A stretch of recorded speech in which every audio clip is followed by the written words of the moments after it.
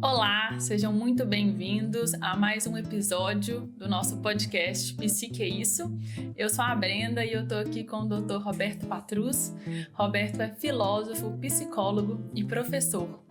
E hoje a gente vai conversar sobre a neurose. Será que somos todos neuróticos? Se você assistir até o final do nosso episódio, você vai descobrir que não. Vamos começar então pela definição. O que é neurose, Roberto? Neurose é uma palavra curiosa, porque ela vem de neuro, que seria uma doença dos nervos. E a neurose não é doença. A definição da teoria psicoterapêutica analítico-fenomenológico-existencial, da Auxiliadora Brasil, é que a neurose é ignorância. É algo que impede a pessoa de conhecer a realidade como a realidade é. Então, vamos definir a neurose como uma ignorância. Geralmente, a gente associa a neurose a uma fixação da pessoa em um estágio infantil. Erroneamente, as pessoas atribuem a neurose a algum trauma. E nós já vimos, eu já tive a oportunidade de falar e gosto de repetir, o trauma psíquico não existe. Pode haver um trauma físico, em que a pessoa sente um traumatismo, fica vermelho, fica inchado, ou um trauma cerebral, O estresse pós-traumático, hoje já se sabe que acontece alguma coisa ali na estrutura ali do cerebral que provoca, que aí tem que entrar com uma medicação. O trauma, como sendo uma experiência marcante do passado, ele provoca um impacto emocional. E por causa dessa emoção infantil, a pessoa não consegue raciocinar corretamente. Então, a neurose é uma fixação que tem uma origem emocional que faz com que ela, mesmo tendo uma idade acima de 6 anos, pense e sinta como se fosse uma criança. E se comporte também como uma criança. Você usou esse complemento, foi muito bom, porque quando você vai trabalhar e tratar a neurose de uma pessoa na terapia, como ela se comporta como uma criança, você não precisa de ficar investigando o passado dela. Porque aquilo que é o motivo do conflito infantil está manifestado nos comportamentos infantis que ela tem nos seus relacionamentos amorosos, familiares, profissionais, no trabalho, na vizinhança, em casa. Ou seja, a neurose ela vai se manifestar no dia a dia da pessoa porque ela, mesmo tendo uma idade adulta ou adolescente, ela se comporta como se fosse infantil. Por isso que a gente fala que é uma fixação numa fase infantil. Então, ela carrega isso para todas as relações presentes na vida dela. Imagine assim, você está estudando matemática. Aí você aprendeu a somar, a subtrair, a multiplicar e a dividir. Aí uma pessoa vira para você e fala assim, olha, a raiz quadrada de 144 é 12. Isso não entra no seu universo de conhecimento, porque você ignora o que seja uma raiz quadrada. Então, você vai agir como se aquela informação e nada fosse a mesma coisa. Ou seja, a ignorância do que seja a raiz quadrada impede você de raciocinar em termos de raiz quadrada. Então, você vai atuar no máximo, o seu campo vivencial vai atuar no máximo soma, subtração, multiplicação e divisão. Isso é natural antes da pessoa aprender a raiz quadrada. A criança não vai aprender a multiplicar nem a dividir antes de aprender a somar e subtrair. Quando a pessoa já tem a idade que ela poderia compreender uma operação mais complexa, mas não age, aí a gente está falando de uma fixação. Isso aqui é a neurose. Então, é uma ignorância. Por algum motivo, seja no lar, seja na escola, ela não aprendeu a se comportar de forma diferente. Apesar de ter o aparato organopsíquico que permitiria a ela aprender. Por exemplo, não adianta você ensinar uma criança de 2 anos a ler, porque ela não tem o aparato organopsíquico para aprender a ler. Minha filha, quando tinha 2 anos, meu nome é Roberto, meu apelido lá em casa é Bob. Né? Minha mulher me conheceu como Bob, e tem uma parte que me conhece como Bob, que foi um apelido de escola. E com uma das minhas filhas, a minha mulher estava com a Débora no Bob's, lá no Rio de Janeiro. Aí ela pegou um envelope que estava escrito Bob's e virou para a filha de 2 anos e falou: aqui o nome do seu pai, B-O-B, Bob, tá vendo? Repetiu várias vezes com ela. Ela falou, Bob. Aí, olha, você já sabe ler, então lê de novo. Ela falou, Bob. Aí chegou a avó. Aí ela virou assim, vó, eu já sei ler. É mesmo? É. Pegou o guardanapo e mostrou. Aqui, ó, papai. Né? E apontou porque estava escrito Bob. Ou seja, não tem jeito de você ensinar quando a pessoa é incapaz. Agora, se ela já é capaz de aprender... Ou seja, uma pessoa adulta. Ou acima da fase orgânica dela. Porque a infância, como nós vimos já anteriormente, em outros episódios, ela também tem estágios. Um adolescente que tem abstração, né, pode ser capaz de raciocinar em termos abstratos e aprender raiz quadrada. Uma pessoa de 6, 7 anos já é capaz de aprender a ler. Então não precisa de ser adulta. Uhum. Né? Ela tem que estar acima da idade da limitação orgânica. Mas se ela está com a idade cronológica acima, mas continua pensando, sentindo e agindo como a idade infantil, aí a gente fala que há uma fixação e aí a terapia é o indicado para corrigir essa fixação e eliminar essa discrepância para que ela possa usar o máximo do potencial que ela é capaz. A gente pode falar então que a neurose é puramente uma falta de conhecimento? Ignorância é sinônimo de falta de conhecimento. À medida que eu sei, eu corrijo. E amplia o campo vivencial. Você falou aí de campo vivencial. O que é o campo vivencial mesmo? O campo vivencial é como um campo, o tanto que a pessoa consegue entender o lugar que ela ocupa no universo. Quando a gente fala em psicologia, em psique, a gente está falando da nossa mente. A psicologia, ela se divide em 2 grandes grupos do ponto de vista epistemológico, ou seja, do ponto de vista do conhecimento. Há um grupo que considera que a mente é independente da realidade. Então você trata a mente e você tratando a mente não importa o ambiente em que você esteja. Então, eu não preciso mudar o ambiente. Eu mudo a minha cabeça e eu consigo conviver com o ambiente. Então, são as abordagens chamadas mentalistas, né, que dão mais importância ao seu pensamento. Um outro grupo de abordagem, né, de uma raiz mais realista, mais concretista, considera que você é o que você é porque você aprendeu com o ambiente a agir dessa maneira. Então, a sua atuação deve ser no ambiente para que você mude o seu pensamento. Então, a experiência é mais importante do que o seu pensamento. Então, se você está num ambiente que você não se sente bem, não adianta você mudar a sua cabeça, porque se esse ambiente é ruim, é melhor que você ou altere o ambiente ou mude de ambiente para você ficar bem. Tá? Então, dá um poder maior à realidade do que a mente da pessoa. Quando a gente trabalha o conceito de campo vivencial, ele elimina esse dualismo entre mentalismo e realismo, porque eu só existo no mundo.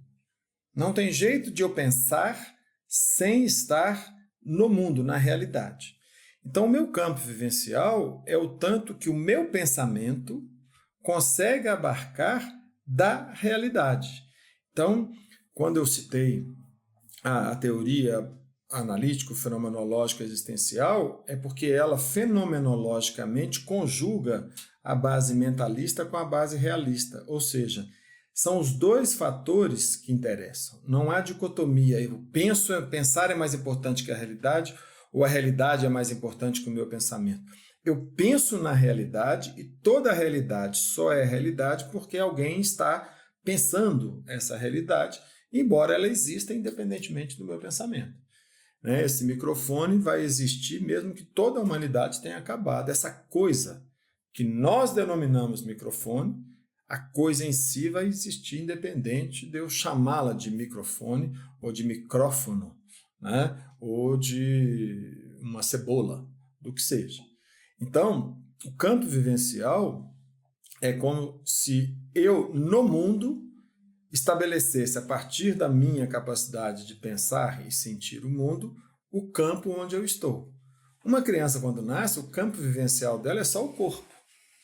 À medida que ela evolui, ela se vê cada vez mais integrada a essa imensidão que é o universo. Então, eu me sinto como se eu estivesse aqui na Terra e eu em pé na Terra, olhando estrelas no céu e olhando estrelas aqui embaixo, porque essa Terra ela está girando em torno de uma estrela chamada Sol. Então, é como eu vejo a minha atuação no mundo, muito mais ampla. Então, quando acontece uma má notícia, eu não me prendo no aqui e no agora da má notícia. Eu consigo perceber que essa má notícia pode ser resolvida na frente e pode ser até uma boa notícia lá na frente. Então eu vou dando mais humanidade à minha forma de ver o mundo. Então, na neurose, o campo vivencial da pessoa está restrito e ela não consegue raciocinar direito. Ela distorce o seu raciocínio. Por isso é que é uma forma de ignorância. Ela não consegue ver além do que está ali na frente dela. Né? E aí a gente pode pensar a ignorância, você perguntou se é falta de conhecimento, a gente pode pensar a ignorância de duas maneiras. Pode ser a falta de conhecimento ou pode ser um conhecimento distorcido. Uhum. Ou seja, a pessoa tem o conhecimento, porém ela raciocina de forma irracional. Por exemplo, todo homem é mortal. Todo ser humano é mortal. Sócrates é homem. Logo, Sócrates é mortal.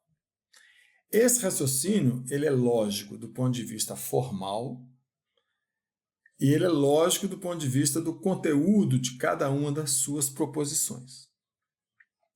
Se eu disser toda criança fala inglês,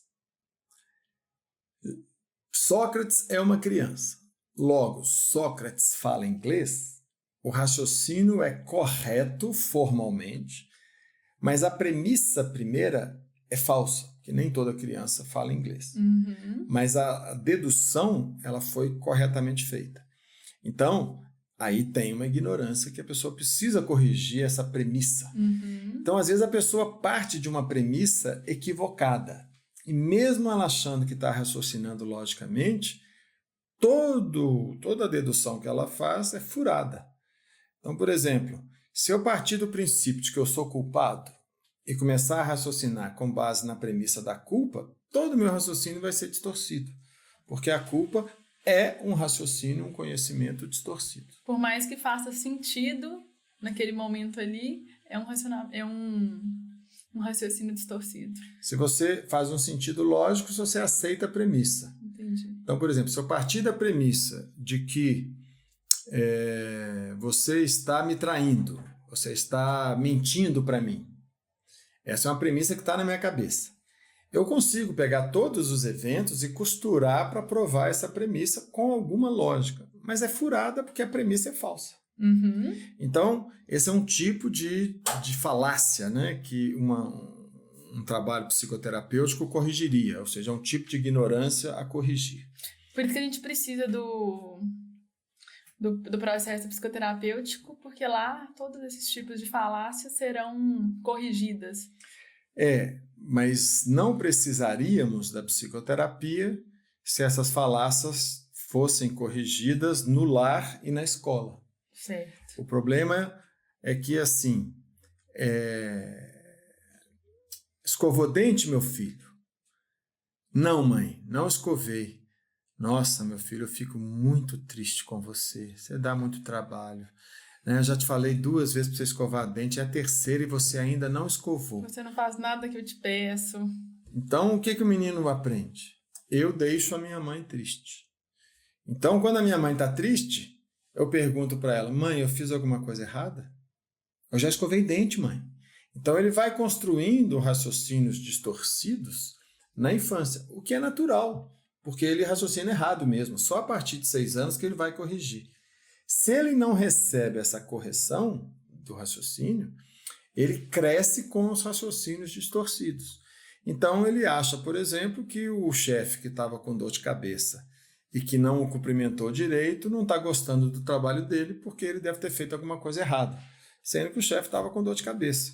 Ele acha assim, nossa, ele não deve estar gostando do meu trabalho. Aí ele começa a raciocinar errado porque as experiências passadas estão fazendo com que ele ache que ele sempre faz algo errado e que ele é responsável por a pessoa não estar com bom humor naquele dia. Fora o que as religiões pregam, né?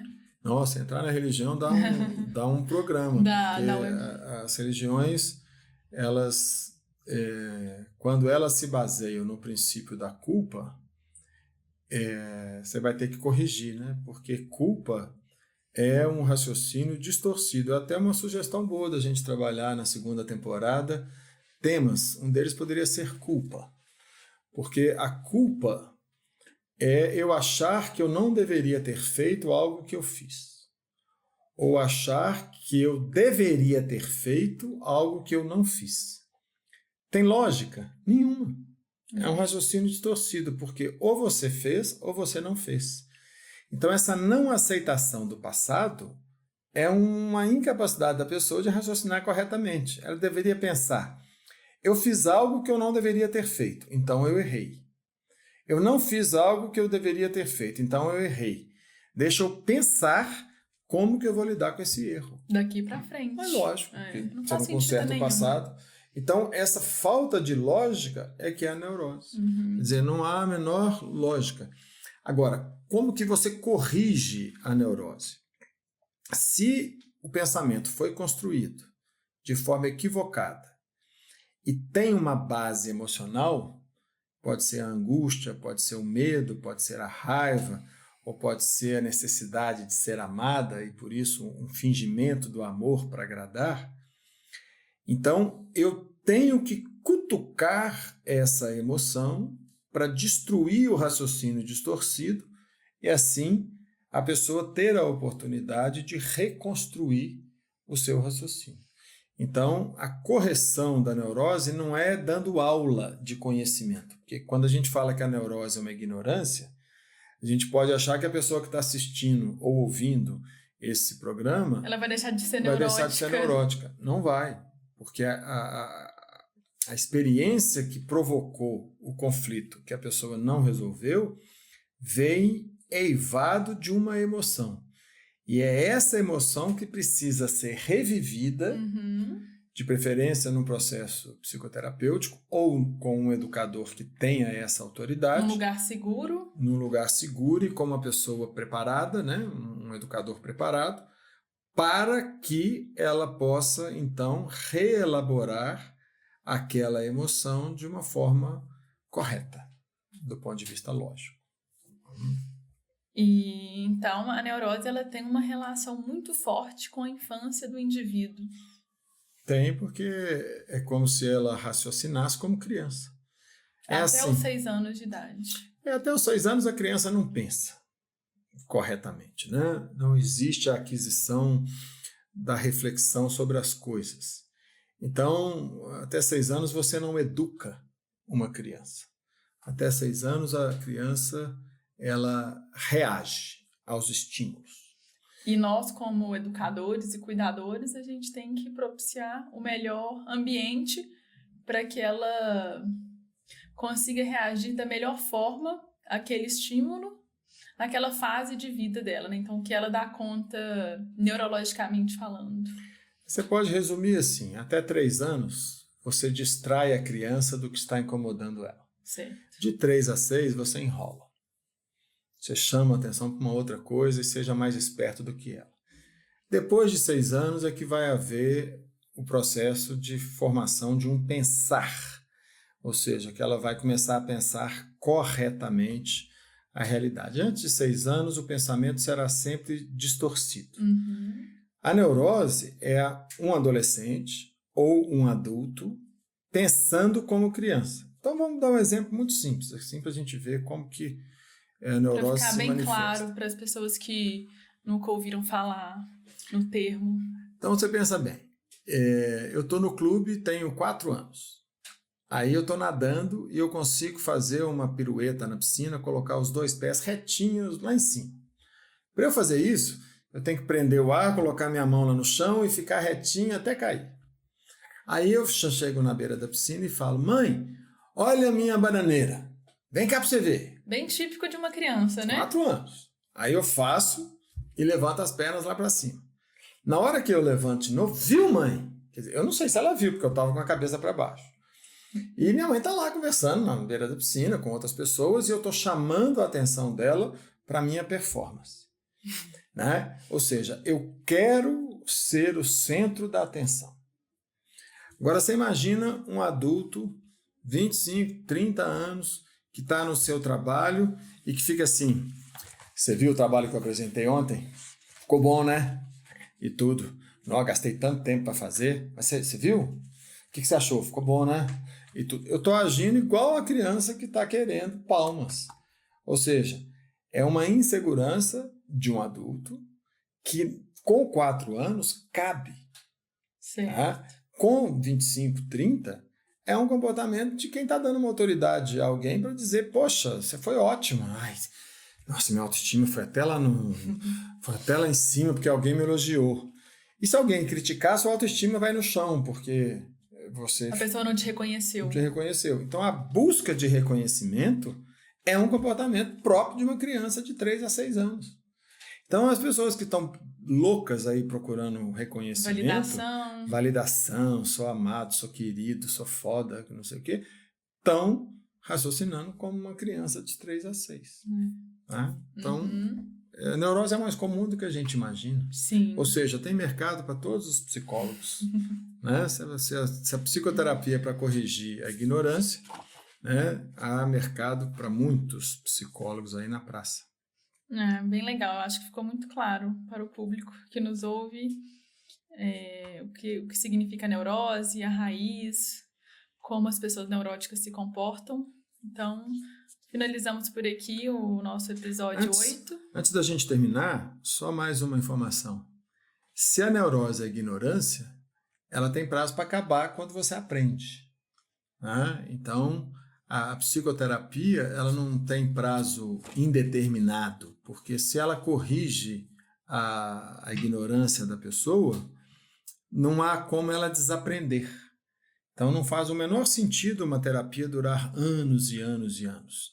A forma como eu trabalho, como o CEPAF trabalha, a terapia dura 5 meses, que é o tempo suficiente para a pessoa, dentro de uma metodologia, de uma técnica que promove esse impacto emocional necessário para a pessoa corrigir o raciocínio, para que ela, de fato, corrija o seu pensamento. Aí depois é assumir a responsabilidade pelo que sabe. Porque, no fundo, a neurose é a tentativa da pessoa de não assumir a responsabilidade. Ou seja, a criança é, por definição, irresponsável, como o é o adolescente, do ponto de vista legal. Ser neurótico é não querer assumir a responsabilidade que a vida nos impõe, principalmente a um adulto. Então, se a neurose é ignorância, se a ignorância é uma ausência de saber, e se existe uma relação dessa ignorância com um conflito marcado por um impacto emocional, a gente pode pensar que corrigir a neurose é promover o impacto emocional para corrigir o pensamento equivocado ou distorcido. Então, os tipos de neurose a gente pode definir assim: não sei, a pessoa está desvalida. Não quero saber, ela tem tanto medo de saber que ela se apega ao medo porque ela não quer saber. Ou tenho raiva de quem sabe, que ela tem raiva de quem sabe e agride, que é uma outra manifestação neurótica, ou eu sei e finjo que não sei. Porque dá trabalho saber. Ou eu tenho tantas vantagens em fingir que eu não sei que eu acho que vale a pena ser neurótico. Eu consigo enrolar e minha enrolação está dando tão certo, ou seja, a gratificação que eu tenho do ambiente é tão grande que eu não vou abrir mão da minha neurose. Ou seja, é melhor eu não assumir a responsabilidade mesmo, porque aí eu fujo do trabalho de viver, né? De assumir, de ser responsável, e aí existe uma vantagem secundária. Então, é assim, não sei, não quero saber, tenho raiva de quem sabe, sei, mas finjo que não sei. E quando você corrige a neurose, é sei e vou assumir o que eu sei e colocar em prática. Queria, antes de você encerrar, só dar esse resumo, né, para que as pessoas compreendam o que a gente falou aqui Muito hoje. interessante. E eu fiquei curiosa para saber como funciona essa terapia à base da teoria e da técnica que você tem falado ao longo desse episódio. Nós temos um trabalho assim, muito consistente, né, no CEPAF e na Fundação Souza Brasil. Quem quiser se aprofundar, só procurar aí Fundação Souza Brasil e CEPAF, que é o Centro de Psicoterapia Analítico Fenomenológica Existencial. E pode ser tema aí de uma outra temporada, né, para a gente trabalhar mais esses conceitos. Sim, legal. Então tá bom. Finalizamos o nosso 8º episódio. Aguardamos vocês nos próximos. Muito obrigada. Obrigada, Roberto. Estamos aí.